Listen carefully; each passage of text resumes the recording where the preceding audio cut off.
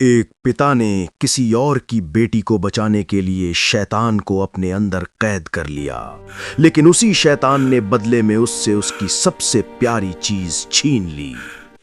क्या हुआ उस रात, सुनिए ये सच्ची और डरावनी कहानी।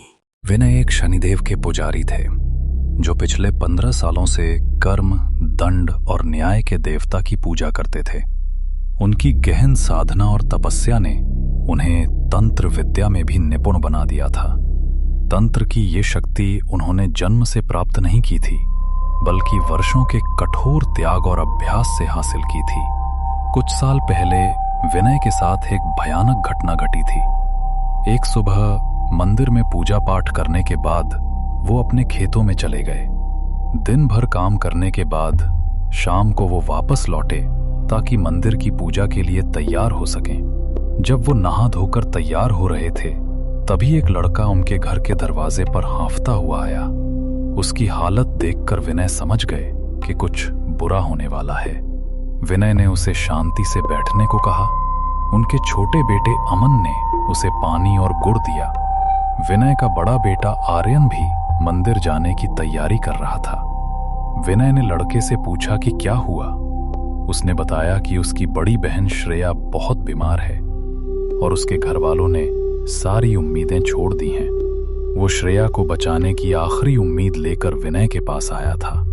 उसने बताया कि श्रेया को किसी अदृश्य शक्ति ने अपने कब्जे में कर लिया है और अगर उसका जल्द इलाज नहीं किया गया तो वो जीवित नहीं बचेगी। विनय ने उसकी बात ध्यान से सुनी। कुछ देर सोचने के बाद उन्होंने आर्यन को पूजा के लिए अकेले मंदिर जाने को कहा और अमन को घर पर ही रुकने का आदेश दिया। जैसे ही वो घर से बाहर निकले, उन्हें याद आया कि वो अपना सुरक्षा तावीज पहनना भूल गए थे, जिसे उन्होंने नहाने से पहले उतार कर रख दिया था।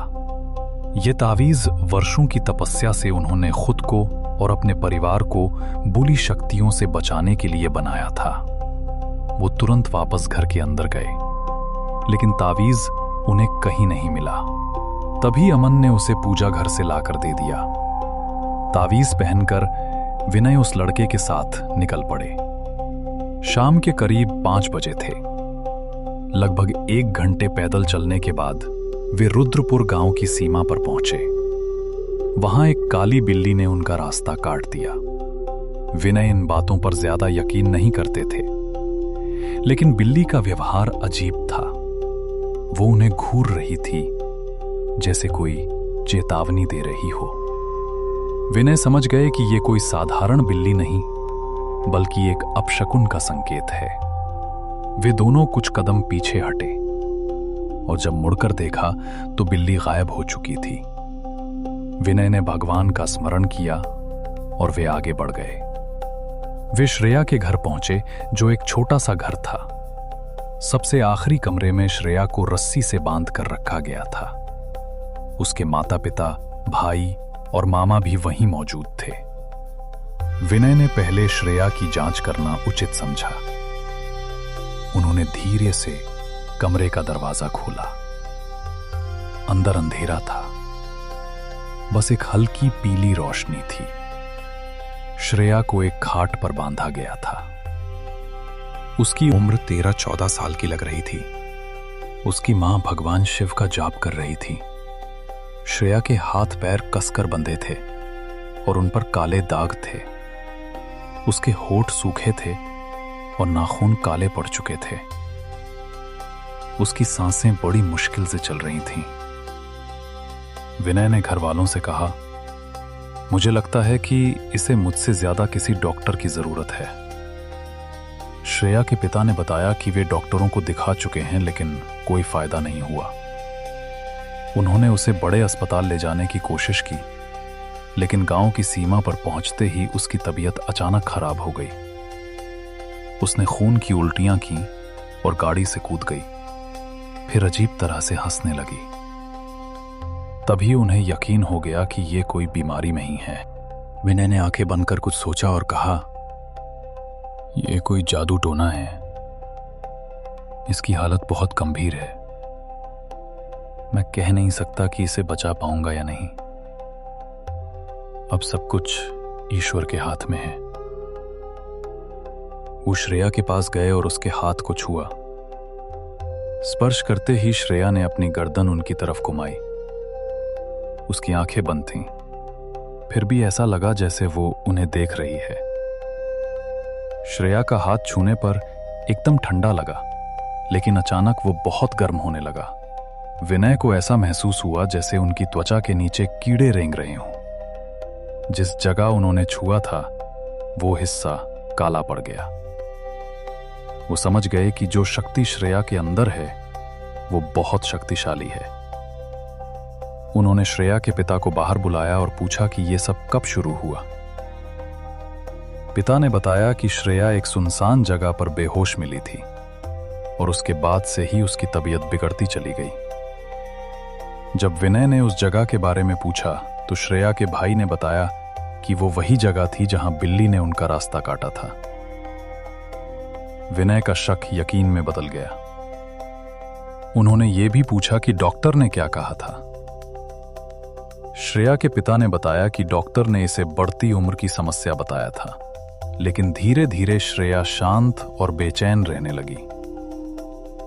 वो किसी से बात नहीं करती थी, न कुछ खाती थी और कभी कभी गुस्से में उन पर हमला भी करने लगती थी। जब वो उसे गांव से बाहर ले जाने की कोशिश कर रहे थे तब खून की उल्टियां हुई और उन्हें यकीन हो गया कि ये कोई बीमारी नहीं है। श्रेया की मां रोने लगी। पंडित जी, अब इसे कोई नहीं बचा पाएगा। विनय ने उन्हें शांत किया। उन्होंने अपना सुरक्षा तावीज कस लिया और परिवार की सहमति से झाड़ फूंक शुरू की। उन्होंने श्रेया के पिता को उसके पैरों को कसकर पकड़ने को कहा और खुद उसके सिरहाने बैठ गए। उन्होंने मंत्र उच्चारण शुरू किया और अपनी उंगली से उसकी दोनों आंखों के बीच स्पर्श किया। मंत्र जाप शुरू करते ही उन्हें किसी बच्चे के रोने की आवाज सुनाई दी, लेकिन श्रेया के पिता को कुछ भी सुनाई नहीं दिया। विनय समझ गए कि ये एक छलावा है। उन्होंने आंखें बंद कर फिर से मंत्र जाप शुरू किया। श्रेया अब नींद में ही हंसने लगी और उसकी हंसी की आवाज बदल गई थी। वो समझ गए कि उनका सामना एक शैतानी ताकत से है। श्रेया ने अपनी लाल आंखें खोली और उन्हें घूरने लगी। उसकी आंखों में कोई डर नहीं था। फिर भी विनय ने मंत्र जाप जारी रखा। श्रेया का शरीर गर्म होने लगा और उसकी आंखें सफेद होने लगीं। तभी उनकी नजर उसके पेट पर पड़ी। उसकी नाभि के पास एक गहरा काला निशान बन चुका था। उन्हें अपना सुराग मिल गया। विनय ने श्रेया के पेट पर हाथ रखा। उसका पेट तेजी से ऊपर नीचे होने लगा। उन्होंने आंखें बंद करके उस शक्ति से संपर्क साधा। उन्हें पता चला कि ये जादू टोना उन्हीं के किसी रिश्तेदार, एक औरत ने उनके परिवार पर करवाया था। जैसे ही उन्होंने और जानकारी जानने की कोशिश की, वो बुरी शक्ति श्रेया के शरीर से बाहर आ गई। श्रेया अजीब तरह से रोते रोते हंसने लगी और एक अजीब आवाज में बोली, तुम इसे नहीं बचा पाओगे। उसने अपनी शैतानी ताकत से सारी रस्सियां तोड़ दी और दरवाजे से बाहर भाग गई। उसके पिता और मामा उसके पीछे भागे, लेकिन वो अंधेरे में कहीं गायब हो गई। विनय ने रोते हुए परिवार को ढांढस बंधाया। किसी ने जादू टोना किया है। एक बहुत ताकतवर प्रेत आत्मा ने इसे बंदी बना रखा है। ये कोई करीबी रिश्तेदार है। श्रेया के पिता ने कहा, मैं जानता हूं, ये मेरे सौतेले भाई की पत्नी का काम है। विनय ने कहा कि उन्हें श्रेया को जल्द से जल्द ढूंढना होगा, वरना वो पागल हो जाएगी। सब लोग लालटेन और रस्सियां लेकर अंधेरे में श्रेया को ढूंढने निकल पड़े। वे उसी जगह पहुंचे जहां श्रेया बेहोश मिली थी। विनय को लगा कि वो यहीं कहीं होनी चाहिए। कुछ ही देर में उन्हें एक पेड़ के पीछे एक बड़ा गड्ढा मिला। श्रेया उसी गड्ढे में बैठी थी। वहां का नजारा बहुत भयानक था। श्रेया अपने सिर के बाल नोच रही थी, जिससे खून बह रहा था। वो अपने ही खून को चाट रही थी और बीच बीच में अपनी उंगलियों को चबा रही थी। उसकी हड्डियों के चबाने की आवाज ऊपर तक आ रही थी। परिवार वाले डर गए। श्रेया ने अपनी गर्दन झटकाते हुए विनय की तरफ देखा और मुस्कुराने लगी। विनय समझ गए कि वो उन्हें देख रही है। उन्होंने श्रेया के पिता और मामा को उसे पकड़ने को कहा। उन्होंने उसे पकड़कर एक पेड़ से कसकर बांध दिया। विनय समझ गए थे कि यह प्रेत बहुत ताकतवर है। उसे बचाने का एक ही उपाय था, उसे अपने ऊपर लेना। उन्होंने ये निर्णय लिया और झाड़ फूक शुरू कर दी। वो मन ही मन में गुप्त मंत्रों का जाप करने लगे। श्रेया जोर जोर से चीखने लगी। वो प्रेत उसके शरीर से बाहर निकलने को तैयार नहीं था।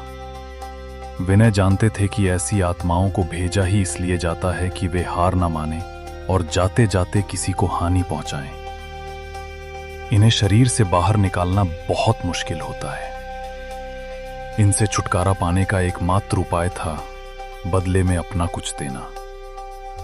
उन्होंने लड़ने की बजाय उस आत्मा को एक जगह से दूसरी जगह ले जाने का फैसला किया। उन्होंने उसे काबू में करने के लिए अपनी पूरी ताकत लगा दी। उनकी आंखों के सामने अंधेरा छाने लगा। उन्हें श्रेया की जगह अपना बड़ा बेटा आर्यन तड़पता हुआ दिखाई देने लगा। वो समझ गए कि ये एक छलावा है ताकि वो पीछे हट जाए, पर वो पीछे नहीं हटे और उस शैतान को अपने अंदर समा लिया। श्रेया के शरीर पर जो निशान था वो गायब होकर विनय के शरीर पर आ गया। वो बहुत तकलीफ में थे, लेकिन श्रेया अब शांत थी। वो बेहोश थी लेकिन जिंदा थी। विनय ने उसके घर वालों से कहा, इसे घर ले जाइए और सूर्योदय से पहले ठंडे पानी से नहलाइए। फिर इसकी हथेली की मिट्टी से भगवान शिव की पिंडी बनाकर उस पर बेलपत्र चढ़ाएं। उन्होंने ये भी कहा कि वो शैतान उन्होंने अपने अंदर ले लिया है और उन्हें जल्द से जल्द मंदिर जाना होगा। विनय को पूरा विश्वास था कि उन्होंने उस शैतानी ताकत को काबू कर लिया है। परिवार वाले उनका शुक्रिया अदा करके चले गए। वो कुछ देर वहीं बैठे रहे, लेकिन उन्हें महसूस हुआ कि उनके शरीर का निशान गायब हो रहा है। वो शैतान को अपने अंदर रोक नहीं पा रहे थे। उसे नष्ट करने के लिए उन्हें जल्द से जल्द मंदिर पहुंचना था। वो वहां से उठे और अपने घर की ओर चल पड़े। उनकी आंखों के सामने सब कुछ धुंधला रहा था। कुछ कदम चलने के बाद उन्हें रास्ते में एक परछाई दिखाई दी। वो अपनी आंखों को मसलने लगे। उनका शरीर शैतान की ताकत को सह नहीं पा रहा था। तभी उन्हें अपने बड़े बेटे आर्यन की आवाज सुनाई दी, पिताजी, मुझे बचा लीजिए। विनय ने खुद को समझाया कि ये सिर्फ एक भ्रम है। जहां तक उन्हें याद था, जब तक आर्यन के हाथ में वो चांदी का तावीज है, कोई भी प्रेत या पिशाच उसका कुछ नहीं बिगाड़ सकता। लेकिन अगले ही पल वो परछाई खून की उल्टियां करने लगी। वो किसी तरह उसके पास पहुंचे और उसे अपनी गोद में ले लिया। आर्यन ने धीरे से आंखें बंद कर लीं और कहा, पिताजी, मैं मरने वाला हूं, मुझे बचा लीजिए। फिर वो परछाई धीरे धीरे गायब हो गई। विनय का मन मानने को तैयार नहीं था। आखिर वो उसके पिता थे। उस भयानक ख्याल से डरकर वो अपने घर की तरफ भागे। वो कहां जा रहे थे, किस दिशा में जा रहे थे, उन्हें कुछ पता नहीं था। किसी तरह वो घर पहुंचे और दरवाजा खटखटाया। उनके छोटे बेटे अमन ने दरवाजा खोला। विनय ने घबराकर पूछा, अमन, आर्यन कहाँ है? अमन ने आश्चर्य से जवाब दिया, वो मंदिर से लौटा था। खाना खाकर अभी कुछ देर पहले ही फिर से मंदिर चला गया है। विनय ने खुद को शांत किया और पसीना पोंछकर मंदिर की ओर जाने वाले रास्ते पर चल पड़े। कुछ कदम ही चले थे कि अमन ने पीछे से पुकारा, पिताजी, भैया अपना तावीज यहीं भूल रहे हैं। ये सुनकर विनय के शरीर की सारी ताकत खत्म हो गई। उनकी आंखें आंसुओं से भर गईं। उन्होंने आंखें बंद कर ली और अपने बेटे को याद करते हुए वही रास्ते पर बैठ गए।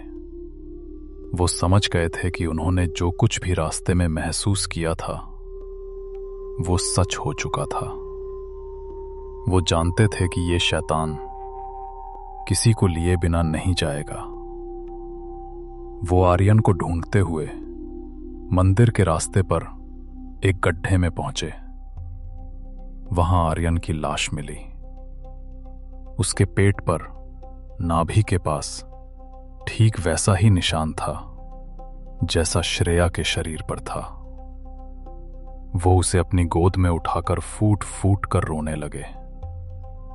उस वक्त सूर्योदय हो चुका था और वो शापित रात खत्म हो चुकी थी। लेकिन वो अपने पीछे जीवन भर का एक श्राप छोड़ गई थी।